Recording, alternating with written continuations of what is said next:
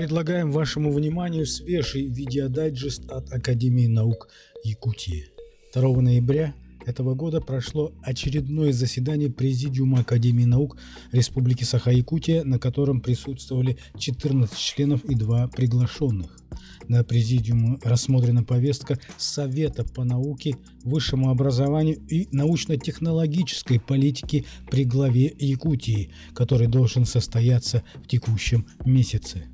Были заслужены тезисы докладов президента Академии наук Леонида Владимирова по теме «Новые решения Академии наук Якутии в целях поступательного развития научного потенциала Республики Саха» и директора Института мерзлотоведения Сибирского отделения Российской Академии наук Михаила Железняка на тему «Криогенные ресурсы и обеспечение устойчивости оснований инженерных сооружений».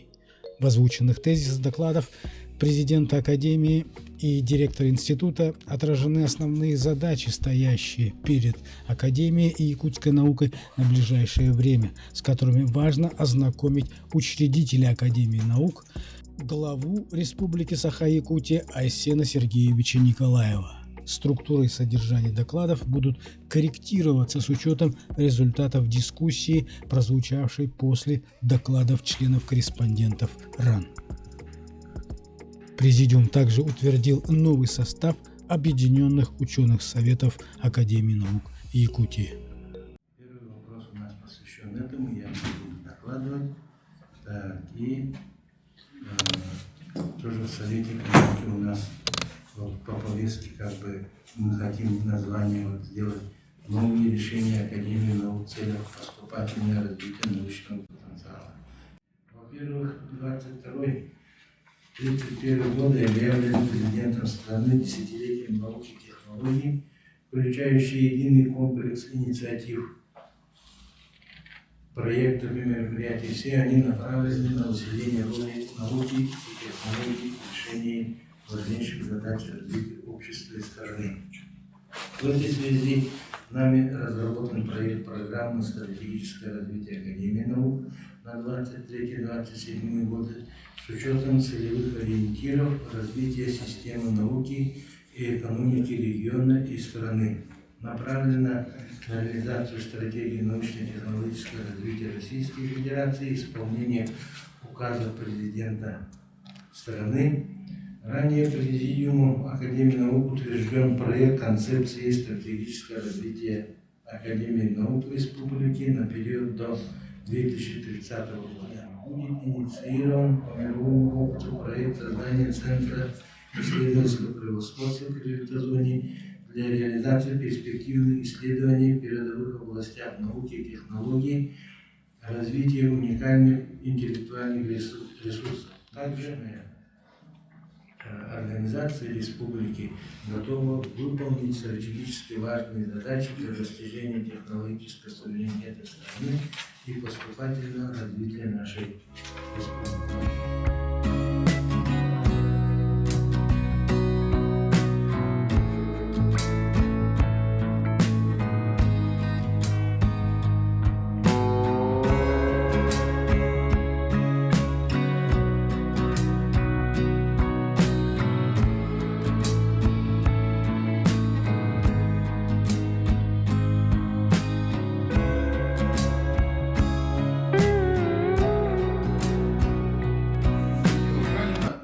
«Наука и техника в Якутии», и 26 числа был вручен приз, почетный приз. Журнал «Наука и техника» стал финалистом этого конкурса, и я хочу еще раз поздравить и поблагодарить Виктора Васильевича. И, конечно, всех коллег, членов редакции, которые вносят просто колоссальный, это действительно вклад, который люди работают безвозмездно. Спасибо вам всем. Разговаривать о криогенных ресурсах. Ну что такое криогенные ресурсы здесь? Это материальные объекты, силы природы, происхождение и развитие которых обусловлено сферой холода. Есть естественные криогенные ресурсы, это многолетние мерзлые породы, ресурсы атмосферного воздуха и криосферы. Но сегодня инженерами в ряде регионов используются, конечно, ресурсы в различных моментах. Мы это прекрасно знаем и охлаждающие системы, которые есть, мы знаем использование снега, мы знаем много очень технологий по использованию льда. Ну вот в Институте межлотоведения, на чем был заострен этот доклад, что разработаны технологии использования криогенных ресурсов, получены патенты, даже выполнены полупромышленные испытания, которые необходимо нам внедрять в жизнь. Мы уже к этому тихонько подходим, правда, не так интенсивно. Ну, это вот те системы есть, я сейчас про них скажу. Что сделано в последние годы? Что вот усовершенствование использование тепловых ресурсов воздуха, вот усовершенствование сезонно действующие воздушные охлаждающие системы, которые используются уже больше 50 лет. Ну, вот различные моменты, связанные, видно, да? Связанные вот с небольшими изменениями, вот, с воздушной трубой, они дают довольно высокую эффективность, но опять, любая эффективность работает в определенных природных условиях. Беда наша, что мы, понимая что-то хорошее, начинаем это делать везде, и из этого получается только трагедия. Следующее, но способ аккумулирования холода атмосферного воздуха в массиве, он показывает свою эффективность и возможность дальнейшего действия. Это криохранилище семян растений, это наибольший такой пример. Есть несколько таких примеров в малых объемах, но тем не менее вот реально можно при естественных температурах, создавая инженерную систему, понизить температуры воздуха до определенной. Это дает нам право, возможности, не право, а это дает нам возможности делать проектные решения и строить инженерные сооружения, не боясь того, что основание этих инженерных сооружений или какие-то системы в ближайшие года под изменением климата и так далее могут перейти в не очень хорошее состояние. Аккумулирование холода наружного воздуха в подземном резервуаре – это хранилище, хранение и охлаждение жидкостей и газов. Это использовались емкости у нас в Хатасском совхозе для охлаждения молока, и они могут интенсивно дальше использоваться под различными целями. Но эта система, я не буду останавливаться.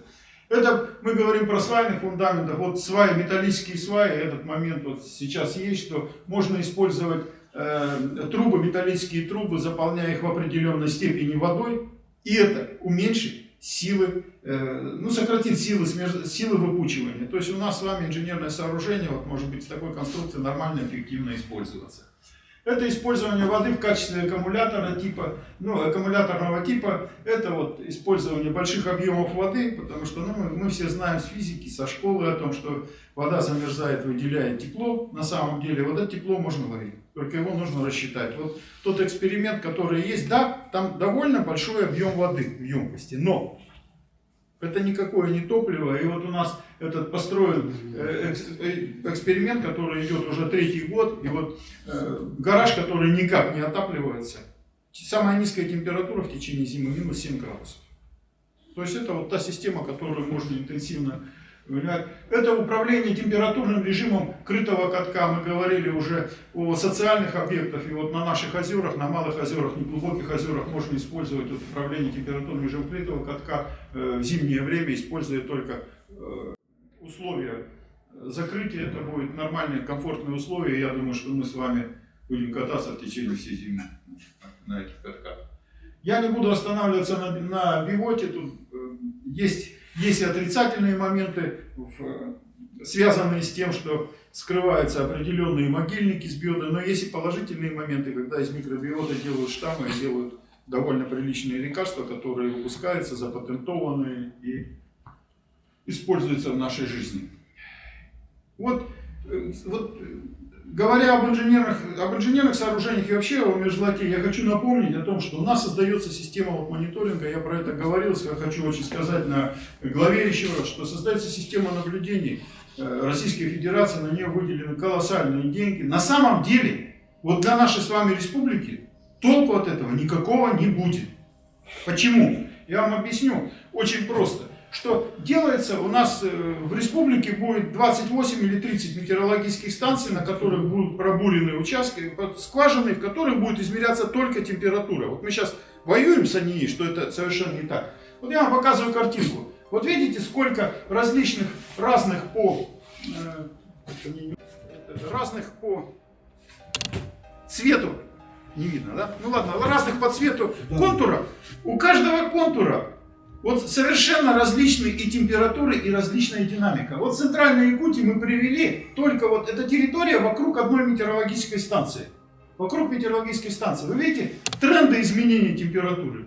Как интенсивные и ниже опустили, так и есть в обратную сторону, потому что есть сукцессионные процессы. А представьте нам, государственная система выдаст только одну точку. И все проектные решения и проектные будут решаться на том, чего нет. А самое главное, что метеорологические станции у нас в России, каждый знает, что они не располагаются в превалирующих ландшафтных элементах, а занимают в основном первые надпойменные террасы, которые ограничены в своем распространении. Поэтому следующий... Вот, поэтому время от времени приходим и уточняем вот составы Объединенных ученых советов, тем более есть у нас отношения, да, вот, при принятии кворумных вопросов, то возникает у нас определенное сочетание количества действительных членов к приглашенным членам Объединенного ученых совета.